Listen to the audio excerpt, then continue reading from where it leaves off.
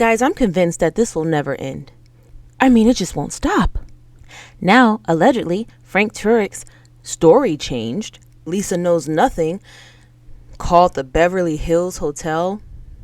And now there's a possibility that Erika Regine Pinocchio Kirk was off getting a fresh manicure while her husband was being taken down.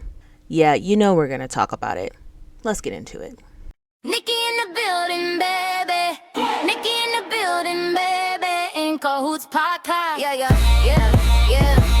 I keep God first, that's real. True crime on the table, facts on steel. Investigations, I chase that trail. If the story don't add up, I set it straight, no fail. I spot fake tears, I spot lies. Sketchy little moves, I see through the disguise. I'm fair, I'm funny, I bring that light. I call you out, then I'll still be polite. Welcome to In Cahoots Podcast. My name is Nikki. Don't forget to hit the subscribe button, like, comment, share. Most importantly, please be sure to hype the video. It helps the channel out tremendously. And don't forget to click the join button to become a member, which also helps support the channel. We're going to go ahead and start with Frank Turek. He did a little sit-down interview with Jack Hibbs. Looks like his story has changed quite a bit. Take a look at this. Trying to remember the sequence of things. I either got the first call from you or from Mikey. It was one or the other. It was very, very close. I do believe you were the first one. That was after we got to the hospital. Okay, then I got the first call from Mikey. Because I was in the emergency room after we got Charlie there. I called you. I remember what you were saying. Yeah. Okay, Frank Turek, the guy on the left in the blue shirt, just admitted that he called Jack Hibbs, the guy on the right in the long sleeve shirt. Frank says he called Jack at the hospital or from the hospital. But previously, Frank Turek had told Megyn Kelly something completely different. Take a listen. I know you had your phone on, and your son was hearing all of this too. So, I mean, he must have been traumatized just listening to it all. Yeah, it was my son and daughter-in-law. I mean, he's 35 years old, and I was FaceTiming them because they love Charlie. And I was just, first I was FaceTiming my wife, and then I said, let me call Spencer. And so I started FaceTiming him. During the event? During the event, yeah, both during the event. And then when the shot rang out, I just, as I say, started heading toward the car, and I just put the phone in my back pocket. I didn't turn it off. I just, instinctively.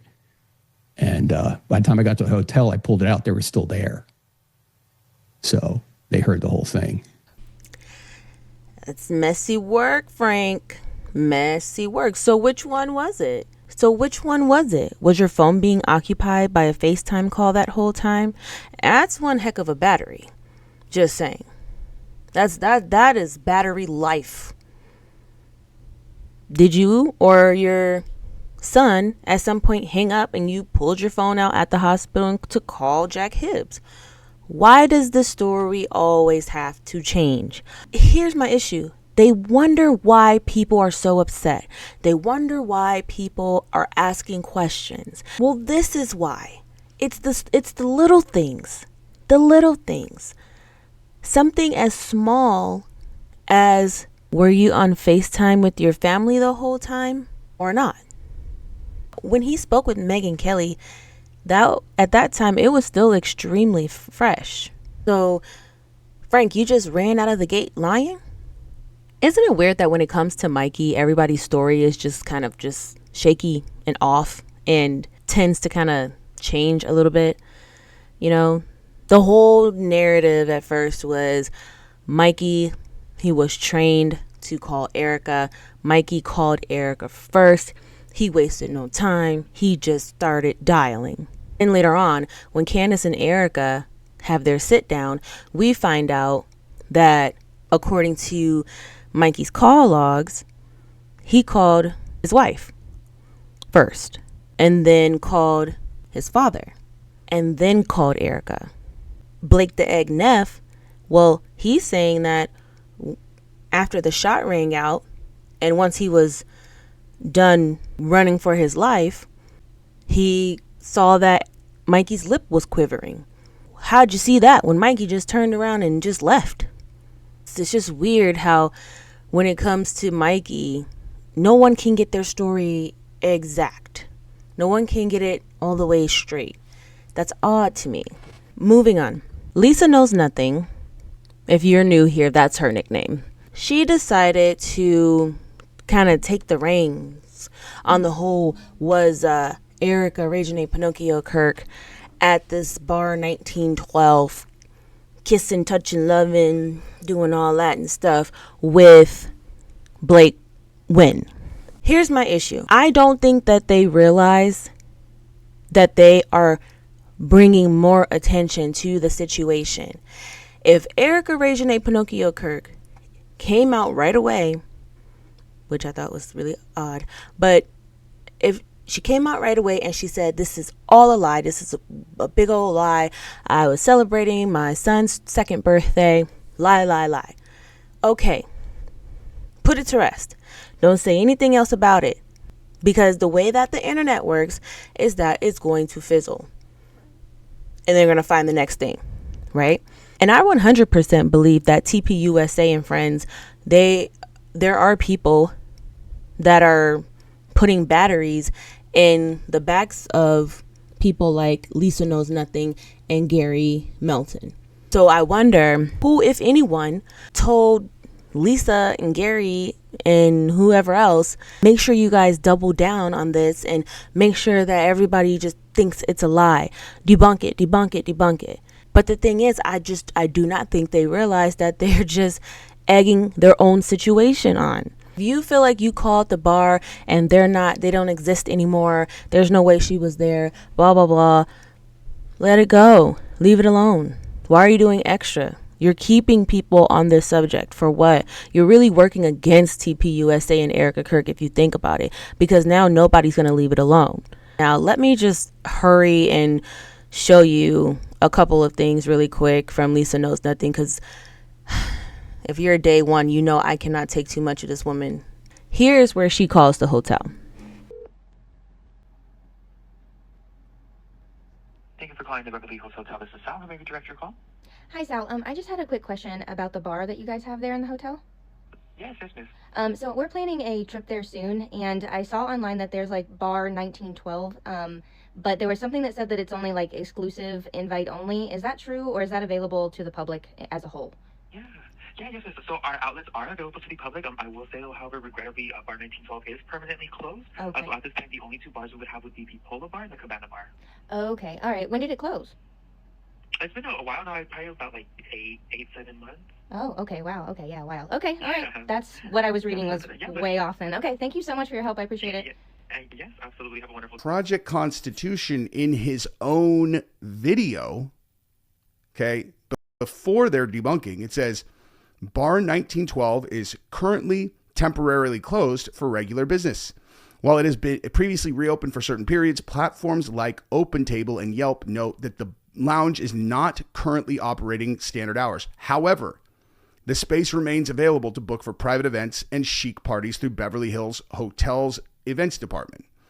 All right, so the Erika police force, that is Gary Melton and Lisa Knows Nothing, they are determined to get this story completely debunked because they need the world to keep talking about it and keep researching it and keep dialing in on it and keep looking into it so that the world could keep talking about it and keep wondering if she's dating Blake Wynn instead of just leaving it alone. They want to make sure that they bring as much light to this situation as possible so that nobody will believe Project Constitution. And it also just makes me think, like, Erika, would you really go to the Beverly Hills Hotel on your son's birthday and get wasted and, you know, kissing and hugging and doing all this with Blake Wynn, allegedly? Would you really do that, like, on your son's birthday? I mean, it's his 2nd birthday. His father is gone. If it ever comes out that that is true, boy, Erika is a savage. Allegedly. Moving on. Now, let's talk about these nails. Let's get into the nails. I know you guys had to have noticed this on X.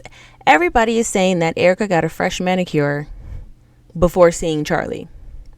You know, first it was the whole, shopping spree, and then Mikey McCoy's wife comes out finally and she's like, no, that was actually me that purchased that because, she was in the same clothes and blah, blah, blah. So I wonder what's going to come out about these nails. Now I'm going to show you guys a video and just tell me what you think about this. We are going to talk about Erika's fresh gel manicure today. And I clocked this gel manicure instantly because she's wearing one of my favorite colors. Like one of the colors that I wear all the time. It's like my top 3 rotation. When I saw her nails, I was like, oh, she's wearing the OPI Naughty on My Honeymoon color. I own this color.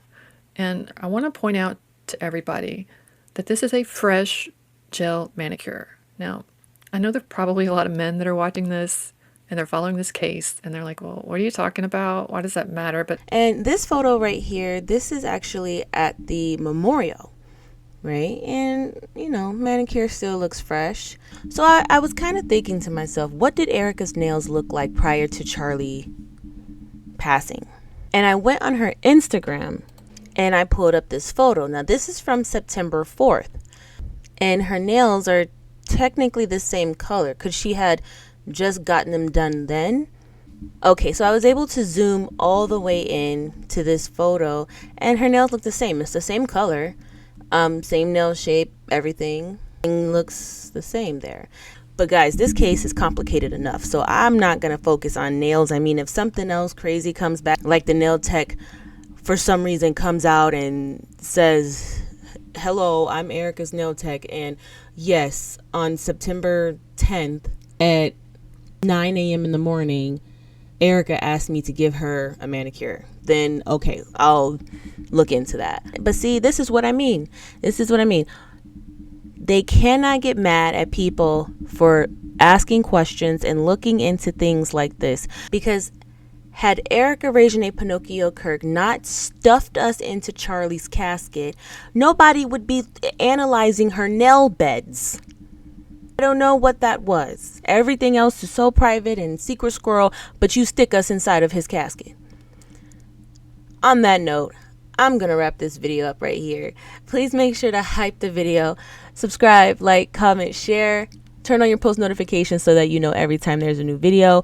You can support the channel by clicking that join button to become a member. You can always hit the thanks button below this video if you feel that you do want to donate to the channel. Also, my Cash App and Venmo are right there on your screen. And follow me on X, TikTok, and Instagram as well. Until next time, guys, I will see you in the next video. This has been In Cahoots Podcast. My name is Nikki. Bye.